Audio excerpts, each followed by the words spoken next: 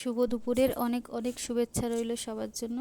তো দুদিন ধরে রনি খুব বায়না করছিল যে ঠাকুর ঘরে পুজো দিতে যাবে আমার সাথে, তাই আজকে নিয়ে এসেছি।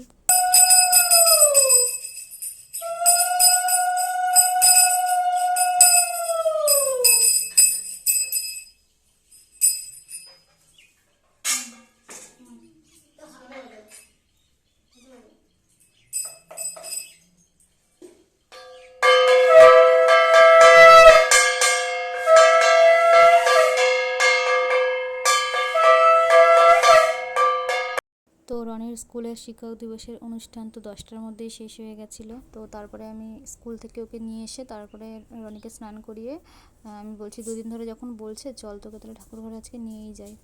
তো এসছে, দেখো এবার পুজো দেওয়া আমার পুরো হয়ে গেছে।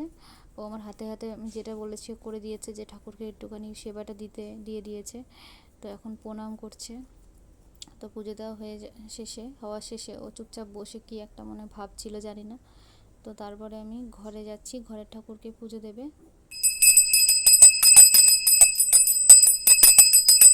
ঘন্টাটা রেখে নমস্কার করো। দেখো কেমন ঘেমে গেছে পুজো দিতে গিয়ে। তো পুজো দেওয়া পুরোপুরি সারা হয়ে গেছে। ও পুজো দেওয়ার পরে রনি দুধ ভাত খেয়ে নিয়েছিল, আর আমি এদিকে খাবো আলু সিদ্ধ দিয়ে আর কচু শাক রান্না করেছিল মা সকালে। তো টাটা সবাইকে, সবাই খুব ভালো থেকো।